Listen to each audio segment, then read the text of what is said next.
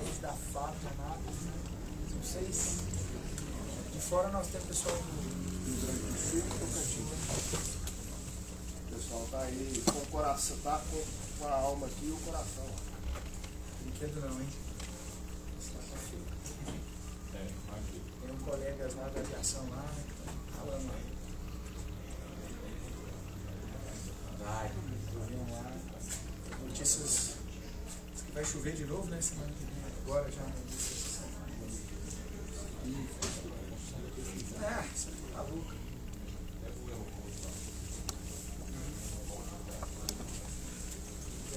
Cortem. Bom, senhores, bom dia. Bom dia, senhor! Não quero tomar muito tempo aqui não, só vim dar um alô para os senhores. Nós, nessa semana aí, os senhores começaram o curso, né?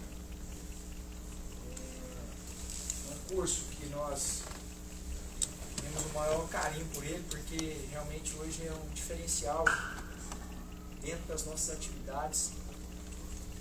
Eu costumo dizer que cada dia mais o COT ele tem mostrado profissionalismo, não só daqueles que trabalham, mas daqueles que ali também no dia a dia vem somando, principalmente com as instruções. Eu gosto, só para vocês terem ideia, né? Tudo é muito complicado. Essa semana a gente estava com dificuldade aí para comprar material para queima para vocês, e aí eu só fiz um pequeno exemplo. Senhores, os nossos militares do Corpo de Bombeiros, eu vou fazer um paralelo muito interessante com relação ao que a gente tem na Polícia Militar. Como é que você forma um guerreiro na Polícia Militar sem levar ele para o stand de tiro para ele fazer lá 50, 100, 200 disparos de arma de fogo? E como? Aqui é a mesma coisa. Como é que eu faço? Como é que eu pego um bombeiro, boto ele para atuar hoje, se ele não passa pelo COT? Então tem custo. E olha que o nosso custo é muito mais barato do que o da PM. Então, os senhores me desculpa aí, pessoal das compras aí, mas eu preciso. Os senhores têm, a gente precisa evoluir. Uma luta incessante aí para que a gente possa melhorar a parte do ensino. Eu costumo dizer que o COT hoje é o exemplo daquilo que a gente precisa ter, do profissionalismo. A gente não passou daquela época de achar que o curso operacional de bombeiro tem que ser aquilo que o cara tem que sangrar até a morte para ele provar que ele é bom. Cada um dos senhores já passou por uma formação, seja ela de soldado, alguns já estão aí, já passaram pelo curso de sargento, curso de cabo, ou seja, já mostraram o valor que tem. Agora, nós precisamos nos profissionalizar.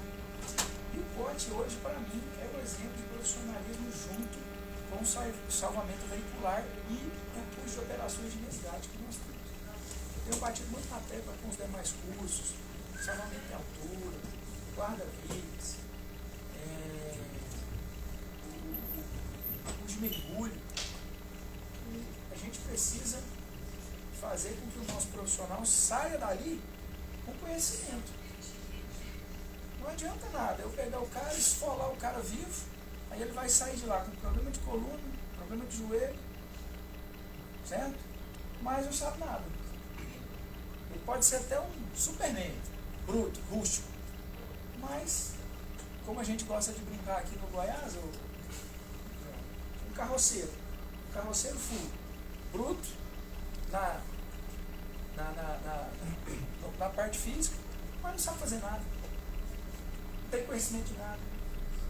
Bom, à frente do ensino lá, essa é a nossa, é o que a gente quer.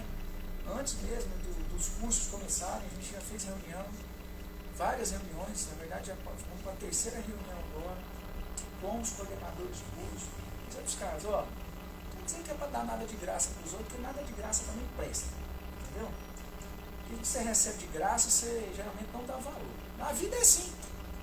Na vida é assim. Se você dá de graça, cara, olha, não derramei nenhum suor, então não vou dar valor. Mas que também seja sempre colocada a técnica, a teoria, acima de qualquer outra coisa. Já digo para os senhores, ao término do curso, aqueles que lograrem êxito, os senhores já estão todos escalados soldados para serem instrutores já nas turmas agora do CFP. Nós temos 10 turmas de soldados, são 250 não. Como é que está lá o 262. Ah, está lá o Soares, que é da comissão de ingresso. 262, né, Soares? Que também é especialista. Nosso instrutor também, um cara fantástico, um cara que está sempre obrigado. Obrigado também, Soares, está aqui, Major Rodolfo, Estrela. Ou seja, todos os senhores que já são instrutores flashover, que têm contribuído, agora os senhores precisam, né, passar o bastão. Essa turma está chegando nova. Tem aqui o Sargento Augusto, que trabalha comigo lá no condomínio. Fiquei muito feliz quando vi o seu nome na relação, Augusto, para fazer o curso. Está aí comigo no dia a dia, né? E é instrutor já da academia e outras disciplinas, agora vai somar mais ainda ao final desse curso. A vocês da Força Aérea, vocês do Bombeiro do Rio Grande do Sul, a vocês, meus amigos do Rio Grande do Sul, meu sentimento, tá? Minha solidariedade. Estive lá desde o ano passado, dando instrução lá para o Matei, para o Lite, que são os sociais lá da aviação. Voei lá. A primeira ocorrência daquele helicóptero, eu estava a bordo como comandante da aeronave, com instrução, a gente estava na instrução, fomos lá. Um puta do incêndio que teve, eu não me lembro o bairro, foi um incêndio gigante que teve numa fábrica. Não me lembro também o que era, mas a primeira ocorrência que aquele helicóptero teve, eu estava junto. Então fica aqui a nossa solidariedade. Os nossos oficiais estavam lá recentemente no Rio Grande do Sul, o Capitão Almeida, o Major Ricardo e o Jonathan estavam lá ministrando o curso lá recentemente, pouco antes dessa grande tragédia. Os amigos da Força Aérea Brasileira aqui, nosso muito obrigado também, porque tem dado apoio lá com as máquinas lá. Mas quem é da Força Aérea aqui? Muito obrigado também por apoio, né? Porque sendo a logística, esse é o grande problema, né? Da nossa, hoje, quando a gente tem um incidente desse tamanho, é a logística. Senhores, não é brincadeira. Nossa equipe que desceu para o Rio Grande do Sul demorou 2 dias e meio quase para chegar. Foi uma viatura, carregar de equipamento, carregar de mantimentos, carregar uma série de coisas, demorou 2 dias e meio. Não é um avião errado, mas você cruza o Brasil ali, 4, 5 horas no máximo, já está em qualquer lugar. Então, cuidado também com o pessoal da Força Aérea aí, tem apoio. E é isso. Desejo a vocês um curso pleno de conhecimento, pleno de doutrina, é o que nós realmente precisamos. Os senhores estão nas mãos dos melhores. Capitão Leonardo, Tenente Fernando, que está lá como subcoordenadora, subtenente, sargento evangelista. Foi a sua ou não? Pelo amor de Deus. É o seu sonho. Mas você vai chegar lá. Né? Subtenente Eduardo, multimissão, aqui é multimissão, isso aqui é meu parceiro, isso aqui ele sabe. Tem história, né? Tem história, multimissão. Estamos tentando comprar o passe dele agora lá, tá caro, mas estamos tentando comprar o passe dele lá. Né? Mas é isso aí, senhores. Sejam felizes no curso, aprendam. E como eu disse, os senhores já estão escalados, não adianta chorar. O pessoal do CDGO já está escalado para ser instrutor, viu, meu irmão?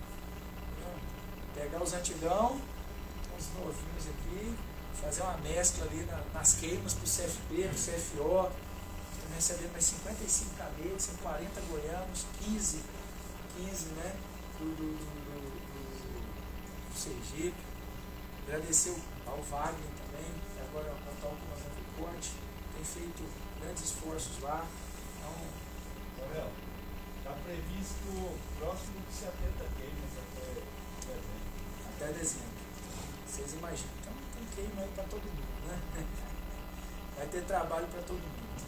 E mais uma vez agradecer ao meu Jorge aqui, grande amigo.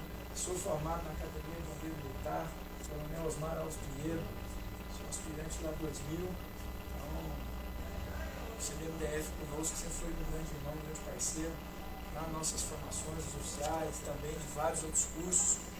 E seja muito bem-vindo mais uma vez, essa casa é sua. Como eu disse, né? Junto dos bons que a gente fica melhor aqui quando no Goiás, né? Então, grande diferença para nós. aproveitem bem os conhecimentos. Tanto é que a gente não só trouxe os alunos, né? O Leonardo, juntamente com o Wagner e toda a comissão temática, comandante, vamos convidar todo mundo, né? Convida, tá aí agora, né? O nosso presidente, né? A nossa comissão temática, vamos convocar todo mundo, para que todos possam usufruir dessa aula fantástica que você tem sempre para nos passar. Sem muitas delongas, eu acho que o importante hoje é aproveitar o meio-dia. Ao curso, a agenda está puxada, mas sempre possível, vou querer estar junto com vocês, mas se a gente não se encontrar muito, com certeza na formatura estaremos todos juntos. A agenda está realmente puxada, tem muita coisa acontecendo. E por último, quero dizer a vocês que nós tivemos, através de um esforço gigantesco, nós começamos essas tratativas no ano passado, junto com o nosso governo regional, e depois de quase um ano, nós conseguimos, além das torres de salvamento em altura, que a gente conseguiu 2 torres de salvamento em altura, remoldadas, aquelas estilo de bombeiro de aço, que os senhores estão acostumados a ver. Nós estamos levando para a academia agora, conseguimos. E também o fase 5, que nós conseguimos. E é uma evolução gigante. Um investimento que nós vamos fazer na academia agora de mais 2,7 milhões de reais. Nós vamos ter então ali a fase 1, fase 2, 3, e a gente pulou a 4, vamos para 5, porque ela é mais cara, a 4 depois a gente dá um jeito, a gente vai também fazer lá no nosso pote, ok? A intenção, a intenção é trazer o pote para Goiânia. Hoje, o grande problema que a gente tem hoje é deslocamento. Não que o pote não seja uma estrutura boa, mas a gente tem hoje um projeto do nosso centro de treinamento e provavelmente a gente já vai trazer o pote o mais rápido possível para Goiânia para poder fazer isso. Tá? Porque quando eu preciso deslocar lá 262 alunos que agora, isso é uma logística gigante, muito grande. Então, tem que sair mais cedo, chega mais tarde, então fica um pouco complicado, mas a gente vai aos poucos organizando e a coisa vai acontecer. Tá bom? Parabéns a todos, excelente curso. Deus abençoe cada um de vocês. Contem com o famoso 4S, tá? Para terminar. Sorte, saco, saúde e a principal, a simpatia dos instrutores, senão os senhores não foram. Beleza? Um grande abraço a todos. Aproveita o dia aí. Obrigado, Leonardo. E a gente vai falando. Tá bom? Obrigado, irmão. Valeu, obrigado. Deus abençoe. Leonardo, obrigado, viu? Vou ali fazer mais um corte. Fique à vontade aí, pessoal. Não, fique à vontade, não te cansar, fique à vontade aí, pessoal. Vamos aqui, não.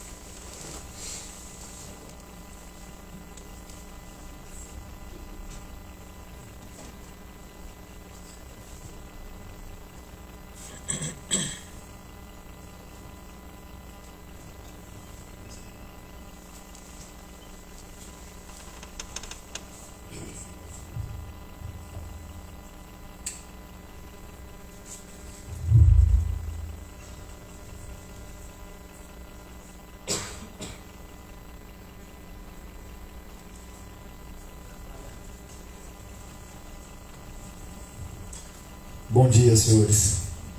Bom dia, coordenador. Obrigado pela presença de todos. Nós, quando pensamos, né, já é tradicional, o pessoal que já é especialista, já é tradicional receber o Coronel George aqui, ou ele nos receber lá, também é muito bom, né, Coronel? E dispensa apresentações a todos nós. A gente, quando tem essa oportunidade de estar com o senhor, Coronel, a gente quer aproveitar ao máximo, né? Então a gente estendeu o convite aos demais especialistas. Então, obrigado pela presença dos senhores. eu vou para principalmente aqui aqueles que, alguns da turma, coronel, primeira vez que vão ter oportunidade de ouvi-lo, tá? O coronel George Cajati Barbosa Braga é atualmente coronel da Reserva Remunerada, tendo sido do quadro complementar do Corpo de Bombeiros Militar do Distrito Federal desde 1994. Possui pós-doutoramento em Tecnologia de Combate a Incêndio pelo Building and Fire Research Laboratory do National Institute of Standards and Technology. Entendeu? O Sanjay para me ajudar no inglês aqui. Sanjay, acho que saiu, né? E doutoramento e mestrado em Física de Estado Sólido pela Universidade de Brasília, tendo sido pesquisador visitante do Naval Research Laboratory em Washington, D.C. É especialista nas áreas de prevenção, combate e investigação de incêndio pelo CBMDF e em política e estratégia em defesa pela Escola Superior de Guerra. Foi presidente da Associação Luso-Brasileira para a Segurança contra Incêndio e é membro do Grupo de Fomento à Segurança contra Incêndio e da National Fire Protection Association, NFPA. Há mais de 30 anos vem atuando em segurança contra incêndio e ciência do fogo, principalmente em pesquisa em simulação computacional de incêndio e fuga, dinâmica do incêndio e resistência ao fogo de materiais, com vista às áreas de prevenção, combate e investigação de incêndios, sendo também instrutor de cursos dessas áreas no CBMDF e outros corpos de bombeiros do país, inclusive aqui em Goiás. Nós estamos simplesmente com o melhor dos melhores hoje no Brasil quando se fala em incêndio urbano. Isso é uma oportunidade ímpar para nós. Muito obrigado, coronel. Desde já, fique à vontade, tá? É um prazer ter a oportunidade de ouvir o senhor.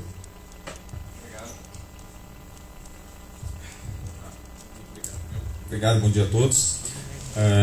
Primeira aula que eu dou, estando na reserva, estou há 15 dias na reserva, não por escolha própria, mas porque a lei me mandou embora, tá? Então não posso fazer nada, lei é lei e eu cumpro lei. Tá? E é muito estranho entrar no quartel de paisano, para mim é bastante estranho depois de 30 anos, mais de 30 anos na corporação. Tá? Agradeço muito o convite do Leonardo, agradeço também a presença do Leandro, falei do Leandro porque é da Bahia e ele está assistindo.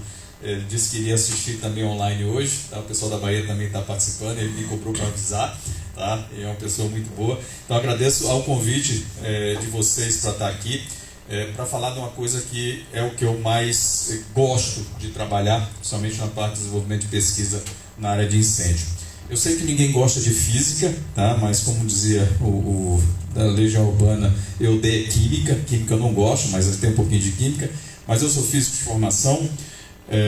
Eu sempre brinco, eu fui contratado como bombeiro militar do Distrito Federal para tocar fogo, então minha função lá era tocar fogo e os meus amigos apagariam, tá? Então a gente tenta trabalhar um pouquinho de desenvolvimento de pesquisa para melhorar principalmente a nossa atividade de combate a incêndio. É importante que se diga, porque durante muito tempo a gente pensou que o combate a incêndio é aquilo que todo mundo fazia e que não requeria muita ciência. E sim, a gente tem muita ciência para poder trabalhar e é isso que eu vou tentar mostrar um pouquinho aqui. Eu sei que eu vou mostrar algumas fórmulas e por favor não me odeiem, tá? Eu vou tentar fazer com que elas sejam mais aplicadas do que o formalismo que eles apresentam para vocês. Mas é importante porque são coisas que trazem conhecimento de fato a nossa atividade, tá bom?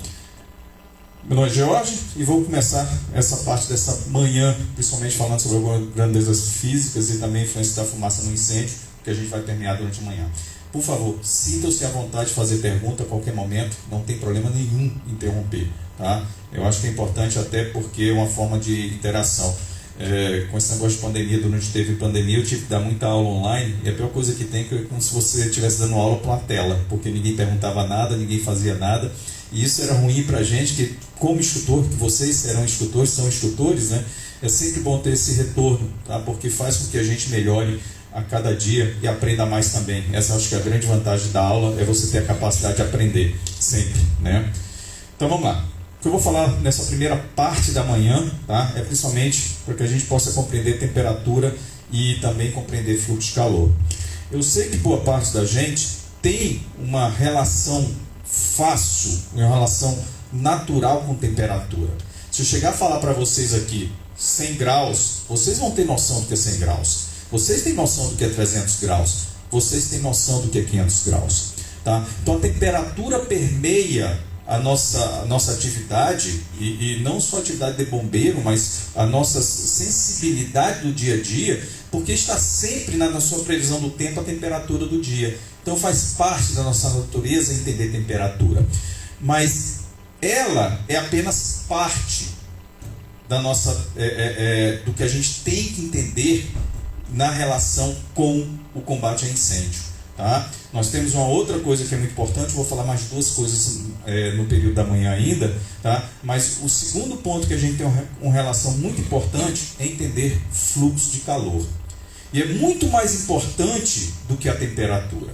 Tá? Fluxo de calor, ele explica muito mais a relação que a gente tem, não só do combate, mas a relação inclusive com a água e a relação do efeito que causa na pessoa do que a própria temperatura. Tá? Então esse é um conceito que é muito importante. Então a gente tem uma tendência a associar o risco de queima à temperatura, mas ela é apenas parte da história. E quando a gente fala inclusive de investigação do incêndio, falar de fluxo de calor é muito mais importante que a temperatura.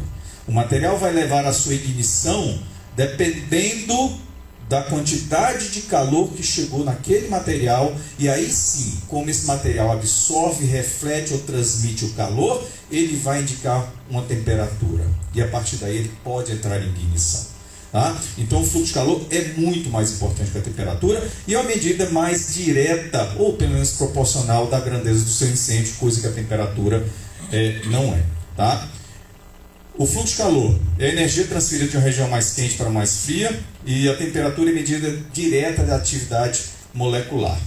É importante dizer que, se eu tenho, por exemplo, uma vela, tá? E essa vela, você vai ter praticamente um fluxo de calor da ordem de 80 watts por metro quadrado, e a temperatura da ordem de 500 a 800 graus, pode chegar até 1200, tá? Mas na média, se você for medir mesmo, você vai estar medindo aqui nessa parte das chamas, em torno de 500 a 800 graus, é isso que eu espero de uma vela.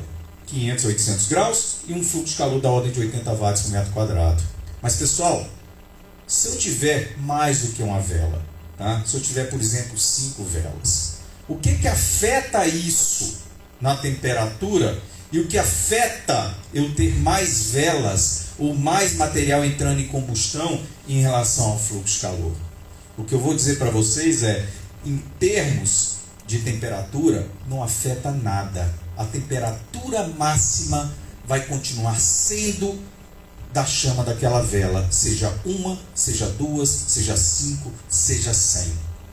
Mas o fluxo de calor não. O fluxo de calor, ele é proporcional à quantidade de velas. Tá? Então por isso que é importante, quando a gente falar de temperatura e entender fluxo de calor, porque falar de fluxo de calor é falar da grandeza do meu incêndio.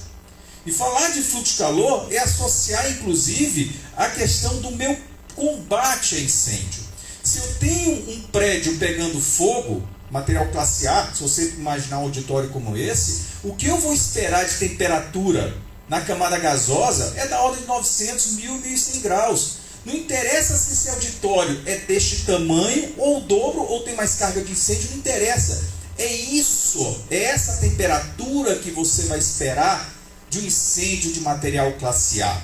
Seja ele muito grande, seja ele pequeno. A temperatura máxima que você vai esperar na camada gasosa é dessa ordem. Nas chamas, você pode esperar até 1300, 1400, mas na camada gasosa, tá, é mais ou menos isso que você vai esperar. Não interessa se o incêndio é pequeno ou o incêndio é grande. Fluxo de calor, não. Quanto mais material entrando em combustão, maior será o fluxo de calor. E por isso que é importante que a gente tenha essa concepção. Porque temperatura não é medida de grandeza do seu incêndio. Não adianta eu chegar a um grande incêndio no depósito e chegar lá e falar, pessoal, esse incêndio aqui foi tão grande que deve ter chegado a 1500 graus. Se foi classe A, não vai chegar. Porque temperatura não é medida de grandeza do seu incêndio. Fluxo de calor é. E isso faz uma diferença muito grande e é isso que a gente precisa entender. Tá? Então, todo material que esteja submetido, seja um sofá, seja uma roupa de proteção, seja uma fumaça ou mesmo um alumínio, todo esse material, caso eles estejam submetidos ao mesmo fluxo de calor, eles vão ter a mesma temperatura? Não. E vou explicar por quê. Porque a temperatura, ele é uma consequência da quantidade de calor que o material absorve. E todo calor, ele vai chegar no material e ele pode ser, como eu falei para vocês, absorvido, transmitido ou refletido. Então, se o material ele não absorve muito calor, ele não vai ter uma temperatura alta. E se você pegar isso aqui que eu estou listando para vocês, o alumínio você espera que tenha uma temperatura baixa. No início que ele está tendo a exposição. Eu não estou falando de equilíbrio térmico. Eu estou fazendo de exposição do material a um fluxo de calor. Nesse caso, como o alumínio ele reflete boa parte do calor que está sendo incidente nele, a temperatura dele será mais baixa. E vocês sentem isso. Se vocês pegarem um vidro de pirex e cobrir ele com papel alumínio e colocar dentro do forno, a temperatura vai ser a mesma? Não vai ser. Então, esse é um ponto importante que vocês entendam, que por mais que os materiais estejam sendo submetidos ao mesmo fluxo de calor, a mesma quantidade de energia, a temperatura deles será diferente. E isso tem um impacto não só no combate a incêndio, mas também no todo o seu processo de ignição dos materiais. Quando eu falo de investigação de incêndio, eu tenho que entender esse processo. Eu tenho que saber quão fácil o material, ou quão rápido esse material chega à sua temperatura de ignição. Isso está ligado diretamente aos processos de absorção, transmissão ou reflexão de energia. Tá? E aí tem um ponto interessante, eu fiz até questão de trazer a minha câmara térmica aqui. Tá? E vocês usam câmara térmica? Se vocês pegam a câmara térmica e usam, ela mede temperatura? Na verdade, ela mede fluxo de calor. E ela transforma em temperatura a partir de um conceito chamado emissividade. E aí eu quero só deixar esse parênteses aqui, porque eu estou entrando no conceito de temperatura e fluxo de calor, porque os materiais possuem emissividade diferente. Então, se eu acho que eu pego a minha câmara térmica, aponto para um determinado material e ele vai estar sempre mostrando a temperatura correta, isso está errado.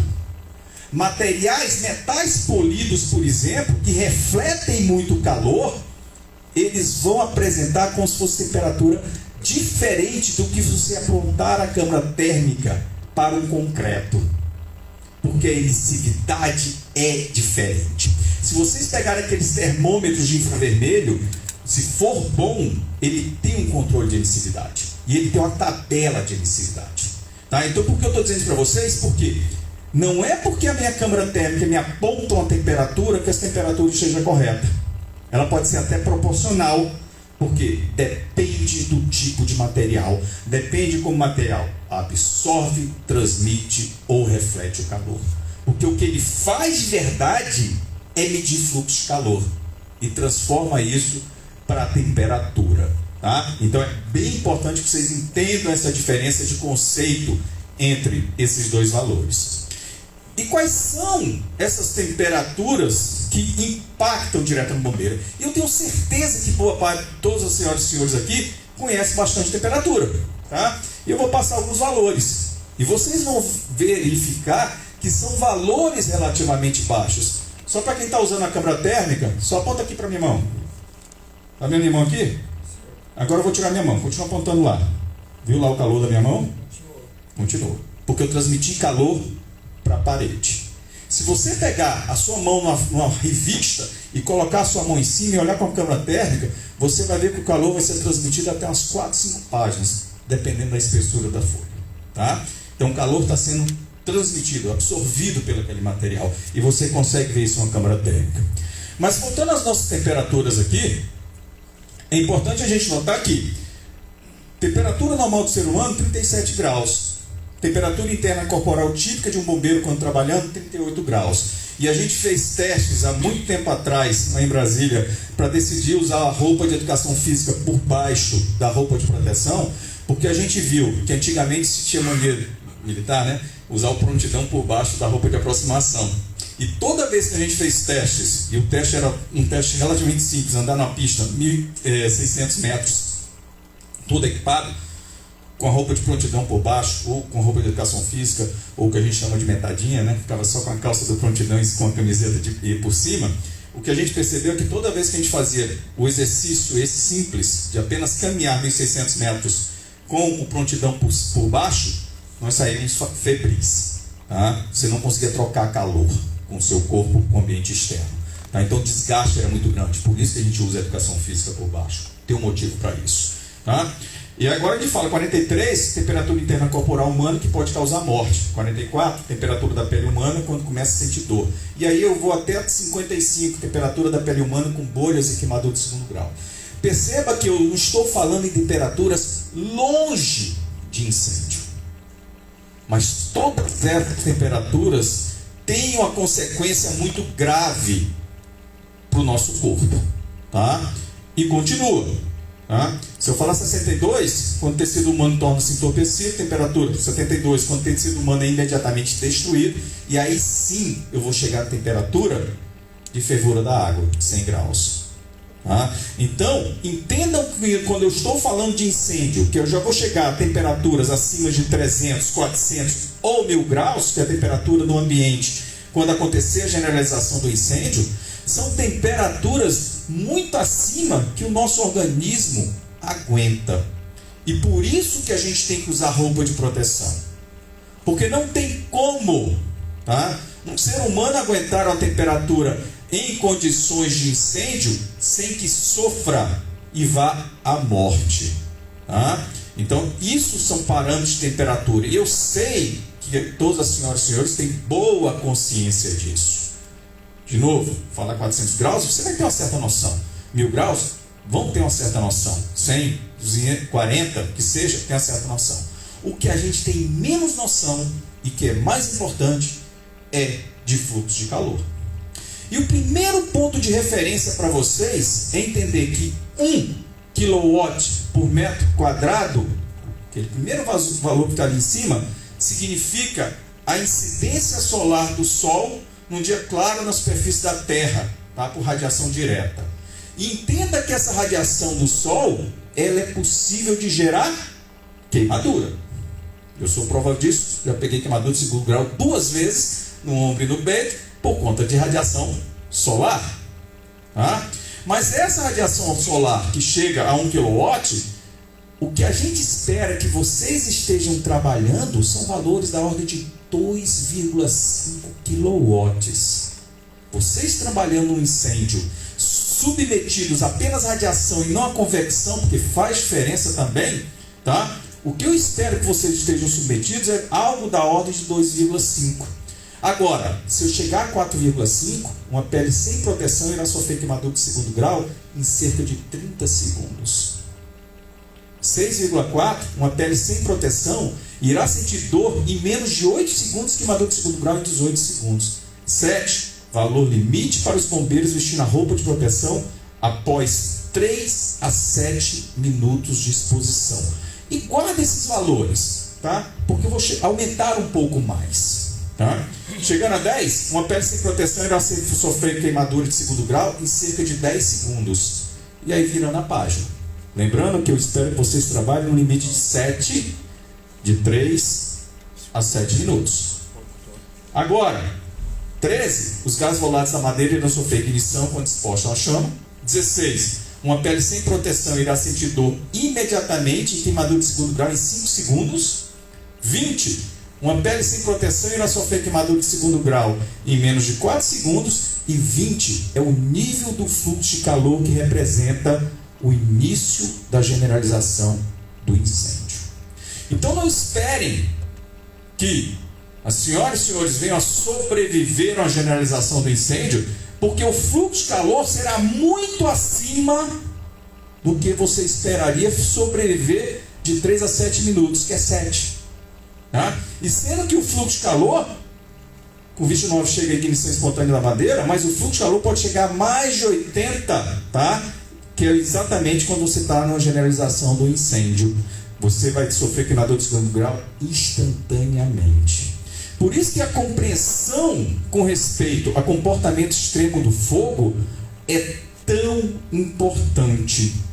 Tá? Porque se vocês estiverem expostos a uma situação de comportamento extremo do fogo, vocês vão estar expostos a um fluxo de calor muito alto. E vou mostrar algumas consequências para vocês daqui a pouquinho com respeito a isso. Tá? Então entendam que, por mais que a temperatura seja algo mais natural para a gente, quando se fala de incêndio, fluxo de calor é muito importante. E outras grandezas que a gente vai falar daqui a pouquinho também. Tá bom? Quais são os níveis de sobrevivência de uma pessoa, tá, em relação ao ambiente em chamas? Sem roupa de proteção, sem estar exposto, sem estar protegido com a roupa de combate a incêndio urbano. Eu estou falando de temperaturas de 120 graus, fluxo de calor, de novo, da ordem de 2,5. Acima de 2,5 você está extrapolando o limite de sobrevivência do ser humano. Tá? Em relação ao volume de oxigênio, 12%, monóxido de carbono 0,5 por 5 minutos e HCN da ordem de 0,02 por 5 minutos. São valores todos tabelados e referenciados aqui embaixo para vocês. Tá? Então perceba que eu estou falando de valores de referência que levam à morte do ser humano, que estão acima do limite. A partir desses valores, são valores que estariam acima do limite de sobrevivência de um ser humano sem roupa de proteção. Quando a gente plota, de acordo com os dados do Foster e Roberts, a questão das condições que os bombeiros estão submetidos durante um combate a incêndio, a condição de rotina é você estar submetido até um fluxo de calor da ordem de 1 kW por metro quadrado e temperaturas até 120 graus. Para quem nunca viu um gráfico de log, tá? Isso aqui são escalas logarítmicas, tá? Tanto na horizontal quanto na vertical. E a única coisa que ele mostra um pouco diferente para vocês em relação à escala linear é que eu consigo mostrar uma quantidade grande de dados num gráfico pequeno, tá? Porque isso aqui é 0,1. Deixa eu afastar aqui por conta da liberação. Aqui é 0,1, aqui é 1. Então é 0,1, 0,2, 0,3, até chegar a 0,9, 1. Aqui é 1, aqui não é 1,1. Aqui é 1, 2, 3, 4, até chegar a 10. Aqui é 10, aqui não é 11, aqui é 20. 20, 30, até chegar a 100. Tá? Então tem uma quantidade de dados muito grande sendo mostrada, tanto aqui embaixo quanto aqui em cima. 10, 20, 30, 40, até 100, 100, 200, 300, 400, até 1000. Então, quando eu falo de uma condição de rotina para vocês no combate a incêndio, eu estou falando aqui numa situação de 1 kW até 120 graus. Nas condições de perigo, eu estou falando de uma radiação do fluxo de calor radiativo da ordem de 1, 2, 3, chegando até 4 kW, tá? Aqui 3, 1, 2, 3, você está aí até 10 minutos, você consegue, até 25 minutos, a partir daqui você consegue ficar só 10 minutos submetido a essa condição. Então eu estou falando de 3 kW ou até 4 ponto alguma coisa, e aqui eu estou falando de temperaturas em torno perto de 170 graus. Pessoal, é isso que a gente tem perto do seu corpo quando você está fazendo treinamento dentro do container. Tá? Vocês estão submetidos a condição de perigo, sim. Mas a gente nunca quer que vocês entrem numa condição extrema. Não é isso que a gente quer. E é por isso que a gente mede muito as condições de treinamento, para ter certeza que vocês estão numa condição ainda, não seja segura, uma condição de perigo, mas uma condição que vocês vão estar experimentando uma situação real de incêndio. Então, quando eu falo de incêndio, eu estou falando de temperaturas no fluxo de calor, da ordem de até 4 kW, e como falei para vocês, podem chegar até 7 kW por um período muito curto, E temperaturas na roupa até mais ou menos 180, 170 graus. A roupa pode chegar a 200, 250? Pode. E se isso acontecer, ela vai começar a pirolizar, ela vai começar a degradar. Se você é submetido a um fluxo de calor muito intenso, não adianta você sair do fogo, porque a sua roupa está com tanto calor absorvido que ela vai transmitir para a sua pele. Então, quando você está numa situação grave de incêndio e você começa a se sentir desconfortável, tenha certeza que se você não sair imediatamente e safar a sua capa, você irá se queimar. Tá? Então, entendam que a questão da temperatura e fluxo de calor é muito importante para a questão de sobrevivência de vocês na sua atividade. É uma atividade de risco, sempre será. E é importante que vocês entendam isso. O que a gente espera quando vocês treinam no container é você estar numa situação, no máximo, em condição de perigo. Normalmente vocês estão na condição de rotina. E mesmo assim, é bastante desgastante a atividade. Eu sempre cito o exemplo que a gente faz no nosso treinamento mais antigo, não na versão mais nova do nosso treinamento, em que só por entrar no container, só por fazer exercício de jato, muito pouco dentro do container, eu praticamente perdi 2,5 kg, desidratei 2,5 kg. Não que eu fiquei mais magro, mas pelo menos eu desidratei 2,5 kg, tá? Porque é desgastante a atividade, tá certo?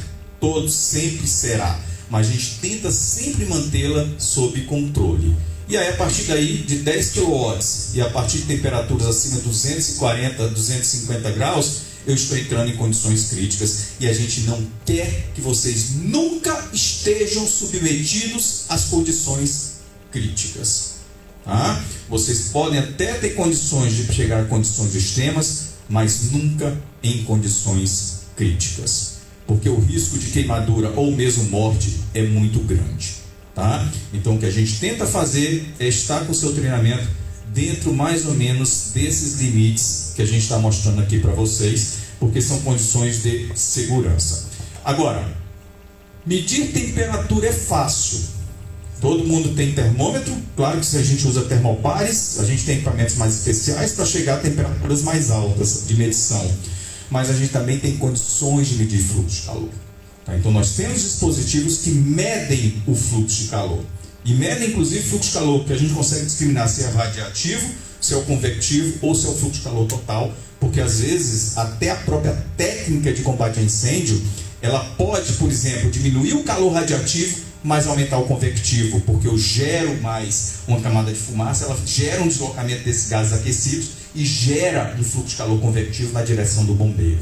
Então a gente também tem condições de avaliar isso também. E aí vem exatamente o que a gente consegue fazer.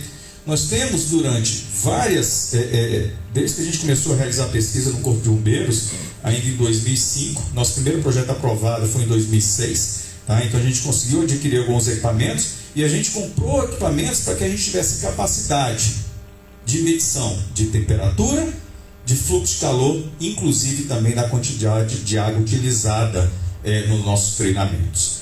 Tudo sempre para garantir, primeiro, a segurança do bombeiro, e segundo, a eficiência do que a gente está trabalhando.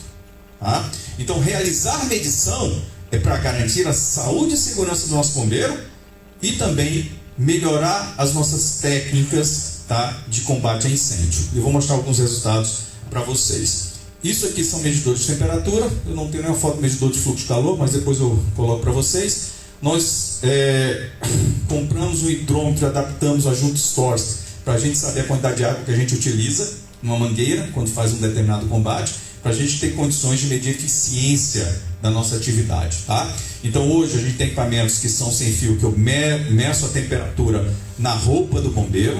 Tá? Nós temos medidores de fluxo de calor, que eu meço o fluxo de calor próximo do bombeiro ou numa determinada posição que eu queira medir, e a partir daí a gente analisa esses dados para verificar eficiência da técnica ou condições de segurança de acordo com aquele gráfico que eu mostrei para vocês anteriormente. Exemplo disso, esse gráfico, esse vídeo, tá, que a gente fez. Nessa é uma situação de pré-flashover, e eu vou só adiantar um pouquinho. Só para vocês terem, nesse caso desse vídeo, Ele está vendo o fluxo de calor porque eu estou vendo a câmara térmica. E o que eu quero que vejam também para vocês aqui, nesse vídeo aqui tem um ponto importante, e eu vou adiantar um pouco mais, para que vocês, para quem não manuseou câmara térmica ainda, veja a diferença entre a visão da câmara térmica, que é essa aqui em cima, com a visão no visível. Consegue ver o bombeiro aqui? Não. Está aqui ele. Consegue ver o fogo? Está ali ele. Tá? Então a visão da câmara térmica, porque ela consegue ver através da camada de fumaça, e tá? É importante para que você tenha condições de ter mais informações com respeito ao seu incêndio. Agora, utilizar câmara térmica também requer técnica. Tá? Então não basta eu pegar a câmera térmica e ficar na minha cara e ficar olhando o tempo todo pela câmera térmica. Não, eu tenho que ter a sensibilidade do que o visível está acontecendo também. Tá? Mas com certeza a câmera térmica te dá informações que o seu olhar normal não traria. Tá? E isso vale para uma série de coisas, inclusive também para a questão de busca e salvamento, por resgate. Tá? Se encontrar uma vítima com a câmera térmica é muito mais fácil. Tá? Você encontrar os pontos quentes com a câmera térmica é muito mais fácil. Tá? Então são ferramentas que de fato auxiliam também o seu serviço. Tá? Porque eles têm condições de ter uma medição diferente do que o olho humano nos propicia. Tá? E essa é a vantagem. Agora, ela também tem limitações. Se vocês pegarem essa câmera térmica e apontarem para uma parede de vidro, sabe o que vocês vão ver? Vocês mesmos. Porque um vidro, ele é um espelho para o infravermelho. Tá? Então não achem que aquilo que o normal da sua visão é ver através de um vidro, numa câmera térmica você não vai ver através do vidro. Você vai utilizá-la como se fosse um espelho. Então você também tem que entender as limitações da tecnologia que você tem na mão. Tá? Porque ele vai ter outras informações, mas essas informações podem às vezes ser contraditórias com o seu senso comum do que você teria. Mas com certeza tem uma visão muito interessante do seu incêndio. E você está praticamente medindo o fluxo de calor. E aí eu vou mostrar alguns dados do que a gente mediu durante vários anos. Isso aqui são medidas que a gente realizou em 2008, 2009. Tá? E para garantir, por exemplo, o nosso sistema de treinamento antigo, não novo, tá? Mas o antigo, tinham vários sensores posicionados. E eu quero mostrar esse sensor aqui porque o que eu demonstro aqui para vocês é que nós tínhamos um treinamento pela manhã e um treinamento à tarde. E veja que o perfil de temperatura é praticamente o mesmo. Ou seja, medir fez com que a gente garantisse que o nosso treinamento fosse homogêneo. Todo mundo que entra no container, ele estava submetido a praticamente a mesma experiência. Tá? Então, a gente tinha uma série de medidores na parte superior desse container para poder garantir isso. Claro que depois que a gente valida o processo, eu não preciso ficar medindo o tempo todo. Mas era pelo menos no início, quando a gente estava começando a desenvolver o nosso treinamento, eu tinha que garantir que o treinamento fosse praticamente igual para todo mundo. E mais do que isso, a gente também tem condições de medir coisas interessantes. Se vocês olharem esse gráfico aqui, pessoal, a temperatura mais alta, eu tenho em várias alturas, 2,1, 1,8, 1,5, 1,2, 0,9, 0,6, 0,3 e 0. Medido bem aqui, ó. Várias alturas diferentes. Qual é a temperatura mais alta? Em que altura? Verde, 1,5 metro. Eu vou perguntar para você, mas poxa, não é antinatural eu achar que a temperatura mais alta não está no ponto mais alto? E por que isso? Isso acontece porque eu não tenho só convecção aqui. Nesse caso eu tinha chamas na camada de fumaça. E as temperaturas mais altas são aonde? Nas chamas. Então toda a questão do meu treinamento, quando eu tenho chamas na camada de fumaça, naquela posição das chamas é que eu terei temperatura mais alta. E aqui vem um ponto mais interessante disso aqui que a gente mediu. Pessoal, olha a diferença de temperatura entre 1,5 metro e 90 centímetros. Eu estou falando nesses 60 centímetros, coisas de praticamente 500 graus de diferença. Essa é a diferença. Se você tiver chamas na camada de fumaça, entre você estar em pé, bom, metro e meio aqui, tá? Nem tanto, né? E estar 90 centímetros agachado. Então, quando eu peço para vocês estarem agachados, por mais que você tenha o joelho aqui no chão, que eu sei que é desconfortável, é para a segurança de vocês. Porque a diferença entre eu estar agachado em pé pode significar temperaturas acima de 500 graus. Então não é de sacanagem para arrebentar o joelho de ninguém, é simplesmente questão de segurança, tá? Porque e nós temos dados para provar isso. Eu não estou apenas dizendo para vocês, isso aqui a gente mediu. Em ambientes em que você tenha situações de pré-flashover, você tiver chamas na camada de fumaça, as diferenças de temperaturas vão ser muito grandes entre aquela camada, aquelas chamas que você tem na camada de fumaça e a posição se você se mantiver agachado. Aí vem a vantagem de ser baixinho, tá? A gente está sempre um pouco mais baixo que o pessoal alto, tá? E acho que não faz, mas faz a diferença muito boa, tá bom? Então, sim, essa é uma vantagem de você ter condições de medir isso e ter essas informações. Outras medidas que a gente faz, que também são muito importantes, é, por exemplo, a medida em relação ao comportamento da temperatura na fumaça quando você joga um jato de água. Vocês estão vendo essas quedas aqui, ó? Cada dessa é um jato que foi colocado. E por que isso aqui é importante também para a gente? Eu não vou mostrar o resultado do protótipo que a gente fez, vou apenas citar, mas quando a gente faz essas medidas, tá, a gente teve condições de descobrir um pouco de eficiência também e medir a eficiência do seu jato d'água em relação à queda de temperatura, tá? Mas antes de mostrar isso, vou mostrar também outro vídeo para vocês que é importante, que mostra exatamente dados de temperatura e fluxo de calor durante um treinamento de combate a incêndio. E esse treinamento aqui foi feito em 2009, nós mudamos o nosso procedimento, tá? Até 2009 nós tínhamos um procedimento. A partir dessas medidas que vocês vão ver aqui, a gente mudou o nosso procedimento. Porque o que a gente percebeu é que eu estava acima do limite de risco, de perigo que eu tinha lá. Tá? E o que vocês vão ver, e eu vou mostrar dados aqui em cima de fluxo de calor, aqui da temperatura na parte externa da máscara de proteção, tá? E aqui, externa e interna da máscara de proteção. E aqui eu estou mostrando para vocês a temperatura no peito do bombeiro, tá? Na parte externa e na parte interna da roupa do bombeiro, tá? Eu vou adiantar porque o vídeo é um pouco longo, nós somos alguns minutos de treinamento, então deixa eu adiantar um pouquinho aqui, tá? Primeira coisa que eu quero mostrar para vocês. Lembra que eu falei para vocês que fluxo de calor é mais importante que temperatura? Temperatura é uma consequência do fluxo de calor. Então a primeira coisa que aumenta é fluxo de calor. A temperatura vem depois, porque o calor vai ser absorvido e a quantidade de calor que for absorvida é que vai aumentar a temperatura naquele seu material. E você consegue perceber isso. Toda vez que você está vendo um pico aqui, você vai ver que o bombeiro ele está o quê? Levantando, ou estando mais próximo. Ele está se expondo mais a um fluxo de calor mais alto. De forma geral, ele vai levantar e na hora que ele levanta, ele está sendo exposto a um fluxo de calor mais alto, principalmente não só pela radiação, que está à mesma distância, mas principalmente pela convecção. Tá? Então ele está aumentando o fluxo de calor nele e a exposição ao fluxo de calor dele.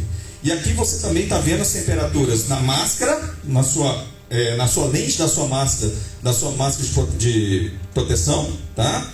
E você vai ver também a temperatura no peito do bombeiro. E eu vou adiantar um pouquinho mais para que vocês tenham noção de quão altas são essas temperaturas.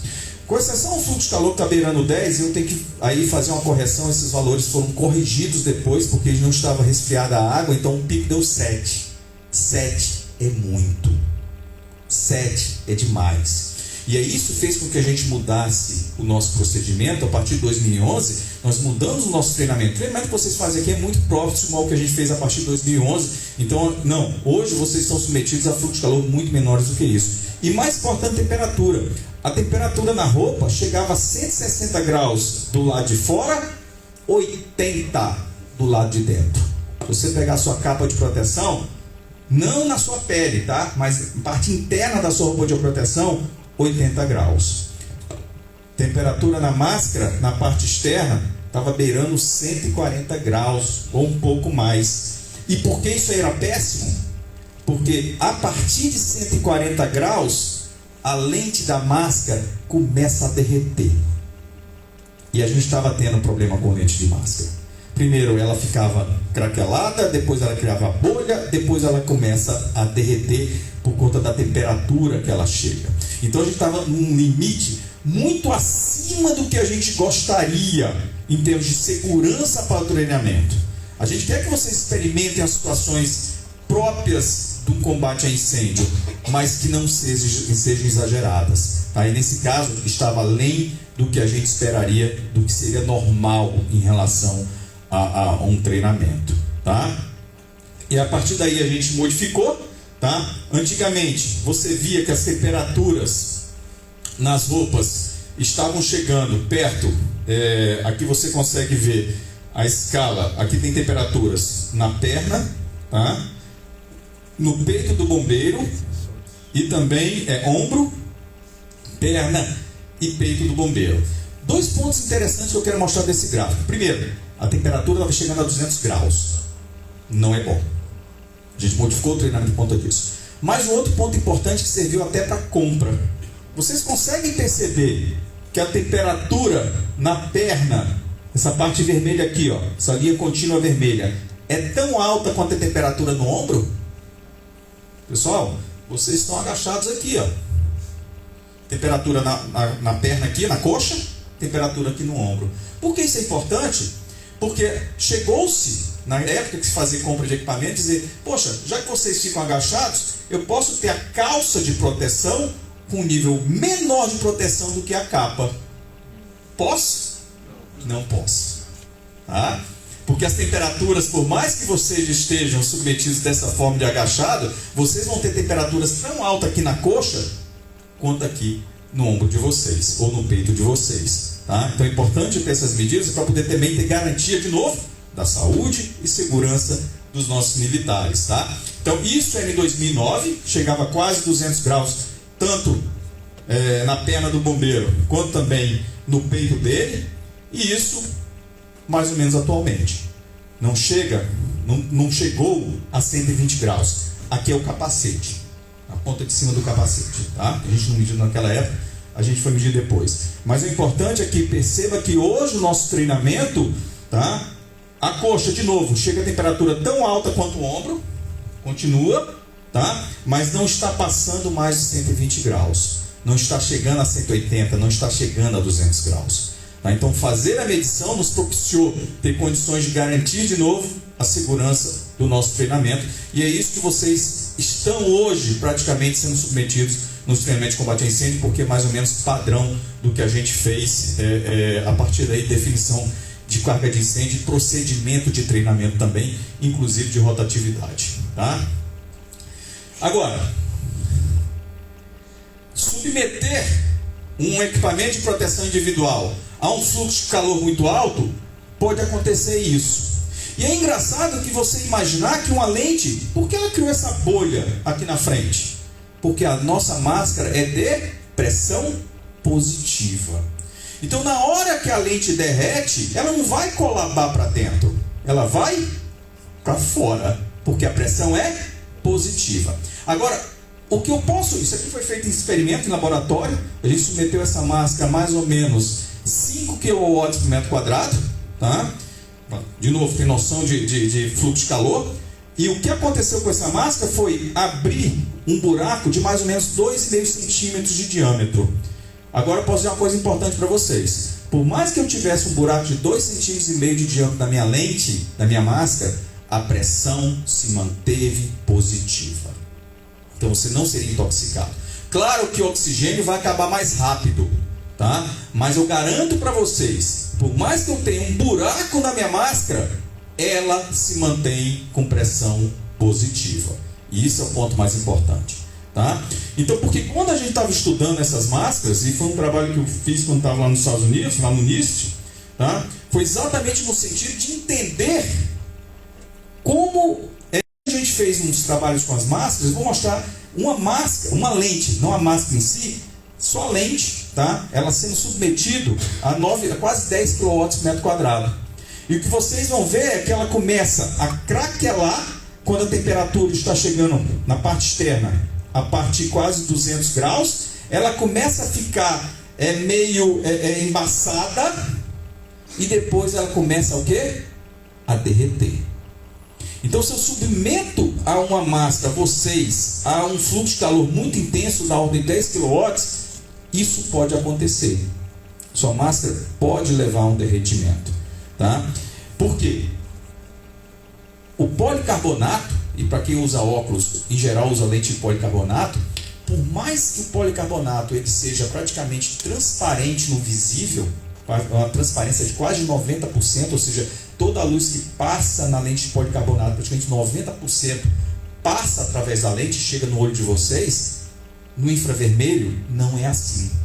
No infravermelho ele praticamente absorve 90% do calor que chega na lente. Isso tem um lado positivo, porque protege o olho de vocês. Se eu estiver submetendo vocês a um incêndio de 10 kW, o que vai chegar no rosto de vocês? 1, porque só passa 10%. Por outro lado, ele absorve esse calor. E se ele absorve esse calor, ele aumenta o quê? A temperatura. Se ele aumenta a temperatura, ele derrete. Tá? Então o policarbonato tem esse problema. E aí lembra-se, o nosso capacete que vocês têm aí, e vocês vão ver que tem uma parte dourada nesse capacete. Não tem? Sabe por que tem essa parte dourada? Porque o ouro, ele reflete o calor. E ao refletir um calor, ele não absorve. Então, diferentemente do policarbonato sem a camada de ouro, que absorve 90%, ele reflete 90%. E olha, eu estou submetendo essa mesma lente do capacete de vocês ao mesmo experimento. Olha a temperatura da lente sem proteção, sem essa camada de ouro. Os dois estão submetidos ao mesmo fluxo de calor. E olha a temperatura dessa lente que vocês têm no capacete de vocês. Por quê? Porque o calor não está sendo absorvido. O calor está sendo refletido. Por isso que materiais, por mais que às vezes estejam sendo submetidos ao mesmo fluxo de calor, não apresentam a mesma temperatura. E isso é uma prova disso. Tá? As duas máscaras são praticamente feitas de policarbonato. Uma tem uma camada de ouro na frente e a outra não tem. E o que você vê é que enquanto aquela lente que estava exposta sem camada de ouro chegava a 250 graus, essa aqui não passou de 110. Ou seja, esteve abaixo do que ele chama de temperatura vítrea, que é a temperatura de derretimento desse material. Por isso que essa lente aqui nunca derreteu, enquanto a outra derreteu. Tá? Claro que faz diferença também algumas coisas a mais como espessura, mas a principal diferença aqui é essa camada de ouro. E por que se usa ouro e não prata? Porque por mais que não queira, o ouro ele tem uma maior tramitância no visível. Tá? O prata ele bloqueia mais o visível.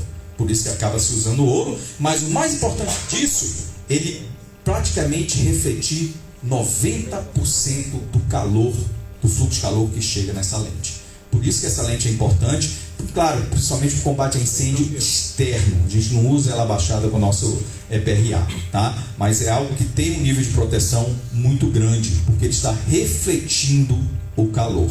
Tá? Então, todos esses dados são importantes para que vocês entendam a diferença, principalmente de temperatura e fluxo de calor, e percebam que o fluxo de calor é algo que é muito mais relevante em termos da nossa atividade do que a temperatura, porque a temperatura será consequência da forma em que o material absorve, reflete ou transmite o calor que chega nele, tá? Que é o ponto mais importante para a gente. Basicamente, essa parte que eu gostaria de fazer, a primeira parte, para que vocês entendessem a diferença entre temperatura e fluxo de calor, e a gente vai entrar agora em outros assuntos, que é para entender outros aspectos com relação a incêndio. Pessoal, com respeito à temperatura e fluxo de calor, alguma dúvida? Fala.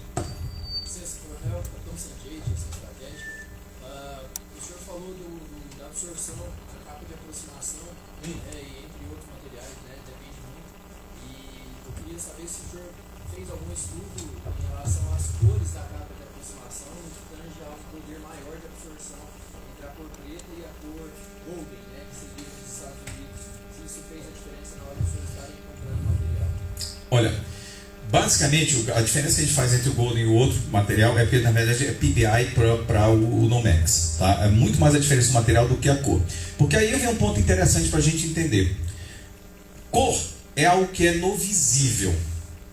E é por isso que eu fiz questão de enfatizar quando eu falei do policarbonato, porque o policarbonato ele é transparente no visível, mas o comportamento dele no infravermelho é diferente. Tá? Então o que me interessa é o quanto ele absorve no infravermelho e não o quanto ele absorve no visível. Claro que uma roupa preta ele absorve toda a radiação no visível, não necessariamente ele absorve a mesma quantidade de radiação no infravermelho. Faz diferença, tá? Então a gente não mediu a questão da absorção do infravermelho do material da roupa, mas o mais importante da escolha da roupa foi a questão do fluxo de calor que atravessa nesse material, a diferença do PBI para o outro tipo de material, para o Nomex em si, tá? Então era a diferença. Em termos da cor não faz tanta diferença assim, porque de novo, cor é algo do visível, enquanto fluxo de calor, temperatura, energia térmica, a gente está falando de algo no infravermelho. Então a gente teria que medir algo que fosse no infravermelho para ter certeza, mas efetivamente não, a gente não fez essa medida, mas eu não espero uma grande diferença, tá? Em termos da cor em si fazer grande diferença, porque a cor está vinculada à temperatura, a cor visível e não ao infravermelho, que são dois fatores diferentes, né? De novo, policarbonato transparente no visível, policarbonato absorve 90% do calor no infravermelho. Então faz uma diferença bem grande. E até comentar uma coisa que é interessante, é o seguinte, a gente fez alguns testes quando estava nos Estados Unidos, de submeter uma máscara de proteção, uma máscara de respiração, né? A máscara em si, a fontes de calor de uma lâmpada ou mesmo de um gás pegando fogo. Faz diferença também. Por mais que a temperatura, por mais que o fluxo de calor seja o mesmo, a frequência em que é transmitido esse calor num gás ou numa lâmpada é diferente. Tá? Então também vai ser uma faixa de frequência diferente, o comportamento também um pouco diferente. Então o que eu estou dizendo isso é, o mais importante quando a gente faz teste é a gente utilizar, hoje a gente utiliza muito equipamento chamado painel radiante. O painel radiante ele simula a radiação térmica utilizando gás, que é algo próximo à situação de incêndio que a gente tem, porque o que queima mais o nosso incêndio é o quê? Gás. Quando eu faço com um painel radiante a lâmpada, o tipo de comportamento também é diferente. Então melhor é quando a gente utiliza equipamentos que sejam próximos à nossa realidade, seria a questão da queima do gás. E aí faz também diferença para a gente em relação à medição. Tá? Então parece que tudo é muito igual e muito parecido. Não é. Quando você olha o processo físico é um pouco mais complicado do que a gente acha. Mas o mais importante que eu quero que vocês tenham noção aqui é, primeiro, sim, a maioria das nossas roupas, se tiver certificação, elas são seguras. E elas são seguras porque elas são testadas. E isso é um ponto mais importante. E o segundo ponto que eu quero que vocês tenham noção é o seguinte, pessoal, a gente mede para ter certeza que o nosso treinamento também é seguro. E a gente precisa ter isso. Porque qualquer coisa errada pode prejudicar.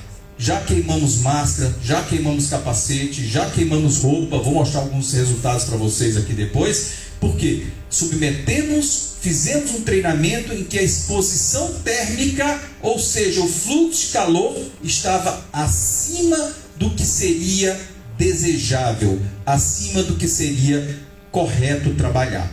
E quando se fala correto, eu estou falando para vocês, pessoal, pense em picos no máximo 7 kW, que a gente queira, na verdade, que vocês estejam submetidos a mais ou menos 2,5 kW por metro quadrado, tá? Que é isso que a gente espera que numa situação normal vocês estejam submetidos.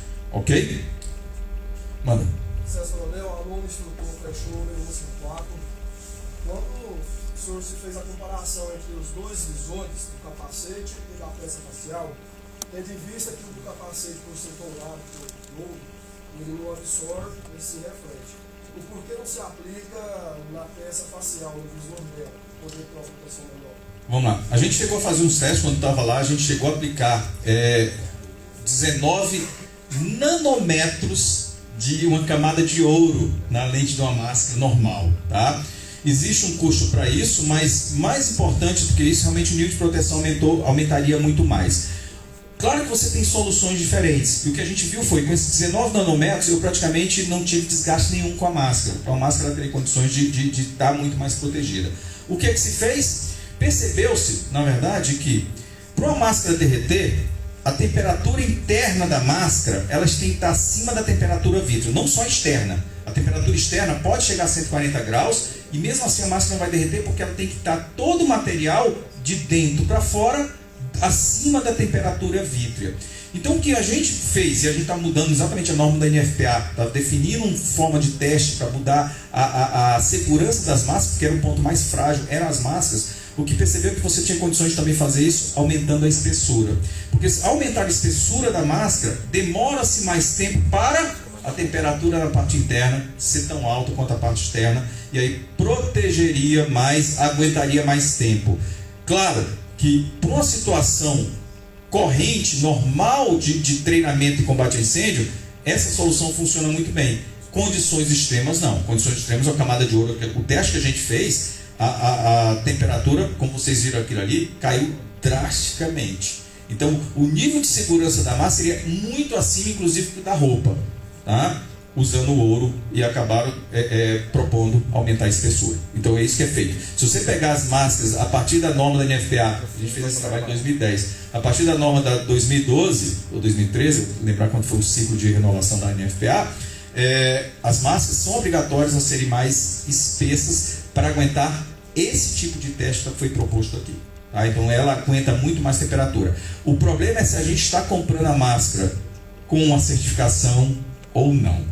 Se estiver comprando a máscara com a certificação nova, é muito mais difícil de ela ter problemas. Que a gente tenha guardado até hoje várias máscaras com derretimento, nós temos também, porque a gente submeteu a condições muito mais gravosas do que a gente gostaria ou que deveria no treinamento. Na situação real pode acontecer, mas na situação real, bicho, aconteceu, você vai sair. O treinamento não é para estar acontecendo isso, tá bom? Beleza? Mais alguém? Todo mundo, olho dos olhos. Pronto. Intervalo. 15 minutinhos, senhor. Tem um coffee break lá na...